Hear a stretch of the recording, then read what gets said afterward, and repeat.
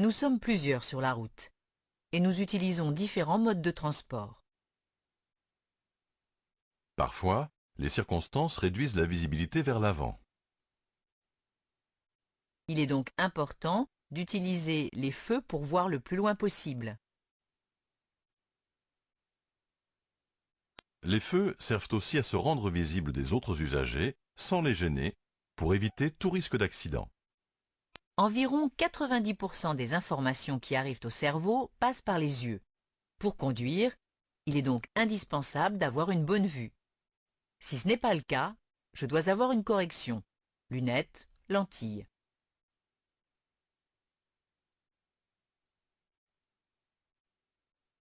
Pour l'obtention ou le maintien du permis de conduire, je dois disposer d'une acuité visuelle d'au moins 5/10. Si l'un des yeux a une acuité nulle ou inférieure à 1/10, l'autre œil doit absolument avoir une acuité d'au moins 5/10. Lors de l'examen pratique, l'inspecteur teste ma vue avec correction si je suis équipé de lunettes ou lentilles. La vision est un élément essentiel pour la conduite. Je dois savoir diriger mon regard de façon à repérer les indices utiles à la conduite. Nous sommes nombreux sur les routes et je dois agir en fonction des autres. Certains éléments de mon véhicule permettent de voir tout autour de moi pendant la conduite. Les pare-brises avant et arrière permettent de voir devant et derrière lorsque je suis dans le véhicule. Les essuie-glaces permettent de mieux voir en cas d'intempérie. Le rétroviseur intérieur me permet de contrôler derrière moi à travers la lunette arrière. Les rétroviseurs extérieurs permettent de voir une partie de la chaussée vers l'arrière. Enfin, les vitres latérales me permettent de contrôler les angles morts et de voir les usagers qui sont sur le point de passer près de moi. Attention, pour cela, je dois tourner la tête. Le champ de vision peut être masqué de différentes façons. Par la buée, la pluie, la neige, le non-respect des distances de sécurité avec le véhicule que je suis, les passagers à l'arrière, la caravane que je tracte, etc. Plusieurs équipements du véhicule permettent de retrouver un champ de vision correct. La buée peut être éliminée par le désembeuage ou le chauffage. La pluie et la neige peuvent être écartés des pare-brises par l'action des essuie-glaces. Le givre peut être enlevé grâce au chauffage et au dégivrage arrière. Si la visibilité est réduite parce que je circule trop près d'un autre usager, je ralentis. En respectant la distance de sécurité, la visibilité vers l'avant est plus grande. En tractant une caravane, la visibilité vers l'arrière peut être réduite. Dans ce cas, je dois équiper mon véhicule de rétroviseurs spécifiques pour pouvoir obtenir une bonne visibilité latérale. Si je transporte des passagers à l'arrière, je demande aux plus petits d'entre eux de s'installer au centre de la banquette, de sorte que le champ visuel ne soit pas trop obstrué. Lorsque je transporte des objets encombrants, je place toujours le chargement de manière à ce qu'il gêne le moins possible la visibilité.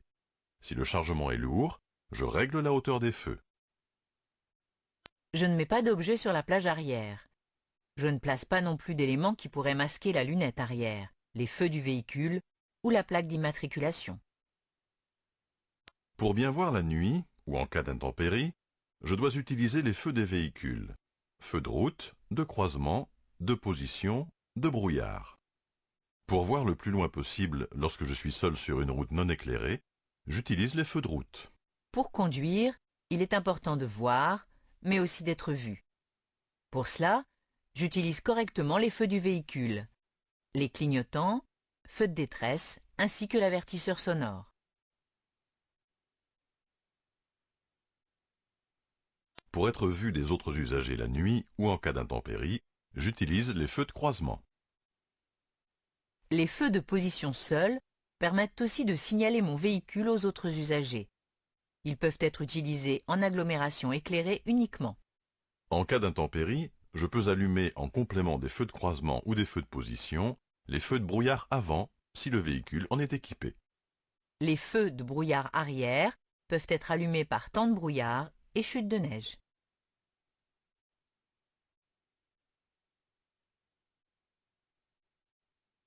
Je dois actionner le clignotant pour signaler un changement de direction, pour effectuer un dépassement, prendre ou quitter un stationnement, etc.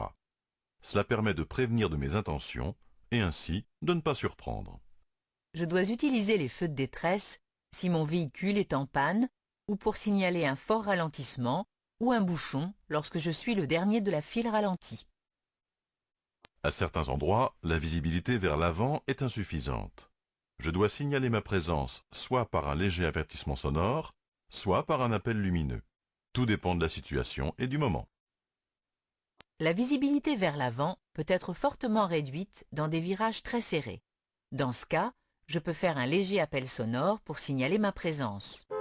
Faire un appel lumineux le jour dans cette situation est inutile, car les éventuels usagers arrivant en sens inverse ne peuvent pas voir le faisceau lumineux. De même, aux abords d'un sommet de côte sur les routes étroites à double sens de circulation, je klaxonne brièvement pour signaler ma présence.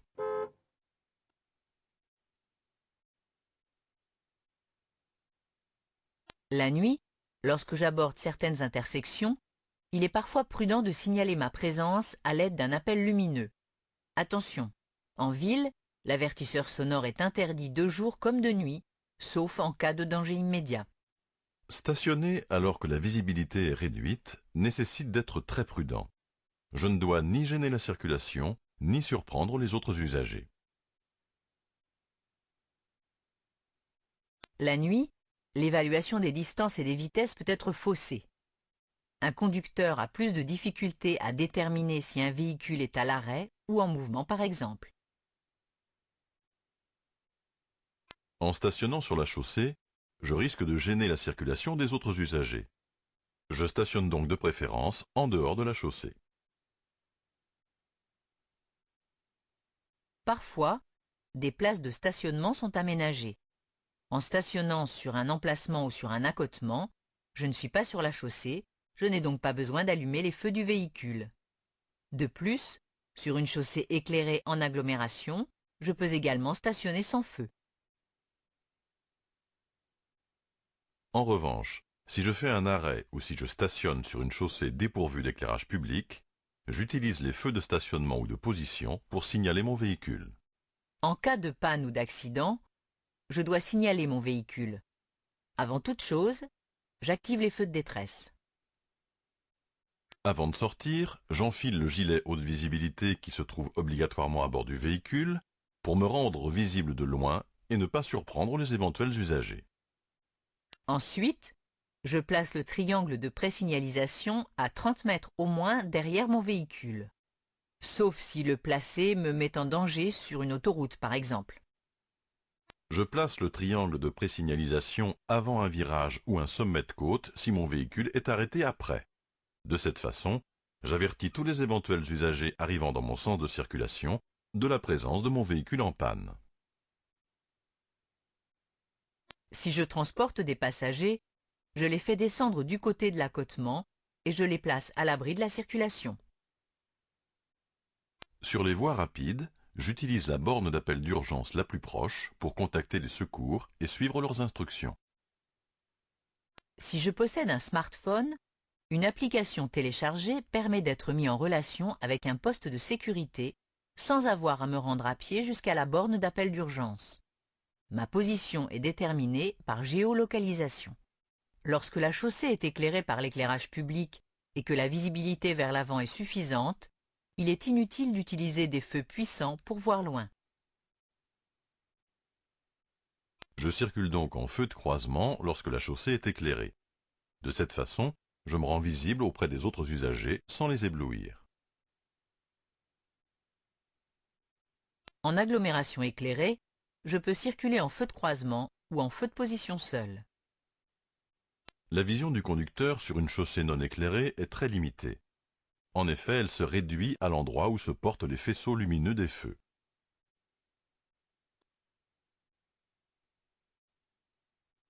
Sur les chaussées non éclairées, j'utilise donc les feux les plus puissants dès que possible, c'est-à-dire les feux de route. Les feux de route éclairent loin, mais ils éblouissent les autres usagers. Je dois donc passer en feu de croisement avant d'occasionner une gêne, c'est-à-dire dès que je suis ou croise un autre usager.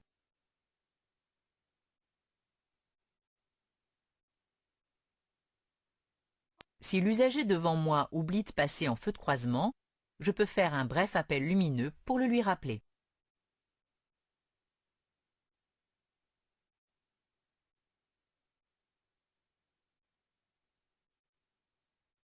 Lorsqu'un usager me dépasse, je passe en feu de croisement dès qu'il arrive à ma hauteur afin de ne pas l'éblouir.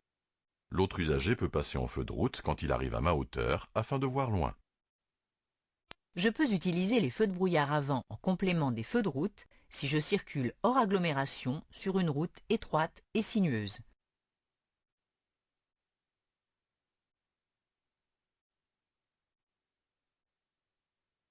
Il est difficile de voir correctement lors du crépuscule. Les formes, les couleurs et les silhouettes se mélangent. Il est donc compliqué de détecter les autres usagers et de prévoir leur comportement. En circulant tous avec les feux de croisement, on se rend plus visible. Mais attention aux piétons et deux roues, souvent mal signalés. La règle d'utilisation des feux dans un tunnel est la même que pour la circulation de nuit. Dans un tunnel éclairé, je circule en feu de croisement. Je peux utiliser les feux de position seuls dans un court tunnel éclairé situé en agglomération si le panneau d'entrée de tunnel n'est pas implanté. Je dois utiliser les feux de croisement si je rencontre l'un de ces panneaux. Si le tunnel n'est pas éclairé, je dois utiliser les feux de route pour voir le plus loin possible. Si un usager est devant moi ou face à moi, je passe en feu de croisement pour ne pas l'éblouir. Lorsque la visibilité vers l'avant est réduite à cause des intempéries, je dois allumer les feux de croisement pour être mieux vu des autres usagers. Je peux aussi utiliser les feux de position seuls, uniquement à l'intérieur des agglomérations éclairées et si la visibilité est supérieure à 150 mètres. Si la visibilité vers l'avant est inférieure à 50 mètres, je dois circuler au maximum à 50 km/h, que je sois hors agglomération, sur autoroute ou route à accès réglementé.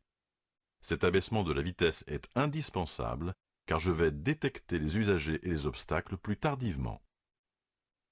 Tous les véhicules ne sont pas équipés de feux de brouillard avant. Il n'est donc pas obligatoire de les allumer. Si mon véhicule en est équipé, je peux les allumer en complément ou en remplacement des feux de croisement dans certaines situations. Ils permettent de mieux voir les bords de la chaussée et d'être encore mieux vus. Ainsi, les feux de brouillard avant peuvent être utilisés en présence de brouillard. Ils peuvent être utilisés en cas de chute de neige. Je peux également les allumer en cas de forte pluie. Je peux utiliser les feux de brouillard arrière lors de certaines intempéries, brouillard et neige. Ils émettent une lumière rouge puissante. Ils ne doivent pas être utilisés en dehors de ces situations, car ils gêneraient les usagers qui me suivent. Par temps de brouillard, ils permettent d'être mieux vus par les usagers qui me suivent. Je peux également les allumer en cas de chute de neige. Le véhicule doit être visible de l'avant et de l'arrière. Il comporte donc différents feux, servant à mieux voir et être mieux vu. Dans ce chapitre, nous allons aborder les équipements du véhicule. À l'avant, le véhicule comporte obligatoirement au moins un essuie-glace et un lave-glace qui permettent de conserver le pare-brise en bon état de propreté. Il comporte au moins 2 ou 3 rétroviseurs selon le type de véhicule, un obligatoirement à gauche et un à l'intérieur. Ils permettent de voir vers l'arrière. Il comporte au moins 2 clignotants pour indiquer aux autres usagers mes intentions, tourner, dépasser, etc. Les clignotants servent aussi de feu de détresse pour signaler un fort ralentissement ou une panne en actionnant cette commande. Il comporte au moins 2 feux de position visibles à 150 mètres. Je peux les utiliser la nuit en agglomération éclairée ou dans certains cas de stationnement nocturne.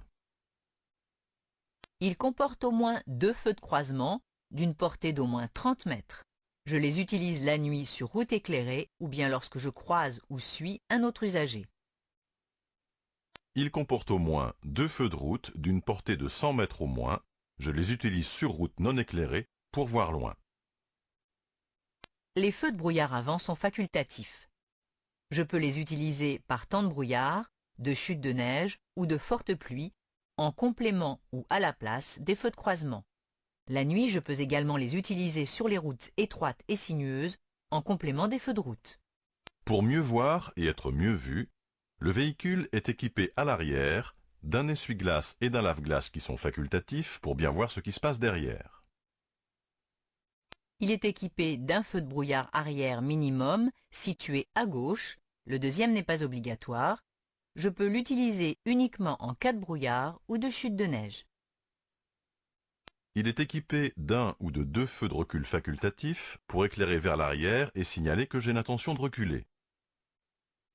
Il est équipé de deux feux de position ou feux rouges visibles à 150 mètres. Je peux les utiliser la nuit en agglomération éclairée ou dans certains cas de stationnement nocturne.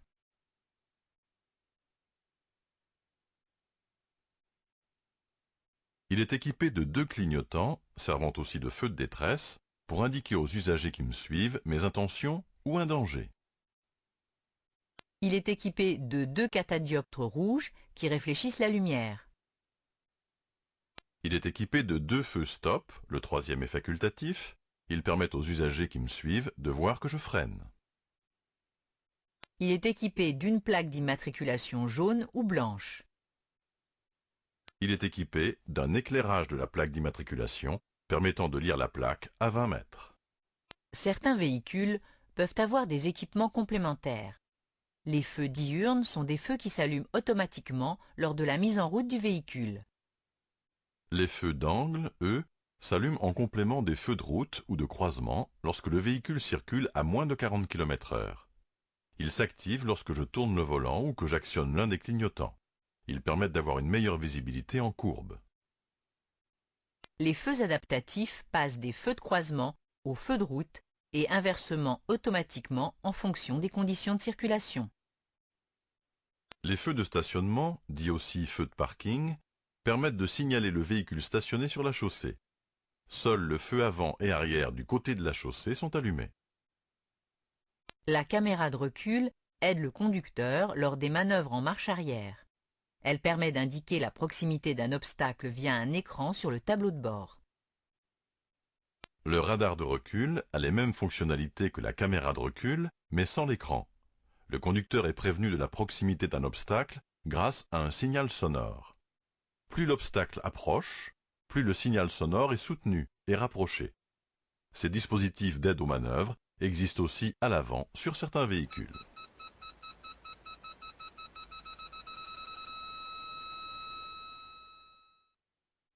Pour éviter un grand nombre d'accidents, il est préférable d'être vu des autres usagers afin de ne pas les surprendre. Je dois être capable de voir correctement les indices de conduite et pour cela il est impératif d'avoir une acuité visuelle suffisante. Je dois à tout moment me signaler et signaler mes intentions aux usagers autour de moi. Pour une bonne utilisation des feux, je dois me poser 3 questions. La route sur laquelle je circule est-elle éclairée? La visibilité vers l'avant est-elle réduite et à cause de quoi est-elle réduite? Est-ce que d'autres usagers sont présents? Ainsi, en fonction de l'endroit où je suis, de la visibilité vers l'avant, de la présence d'autres usagers et de mes intentions, je dois utiliser le bon moyen pour me signaler. Les feux de route doivent être utilisés uniquement si je suis seul sur une chaussée non éclairée. Les feux de croisement s'utilisent quand je croise ou suis un autre usager, mais aussi sur chaussée éclairée et également en cas d'intempérie. Les feux de position seuls peuvent être utilisés uniquement en ville éclairée. Les feux de brouillard avant peuvent être allumés la nuit sur route étroite et sinueuse, mais également par temps de brouillard, de neige ou de forte pluie.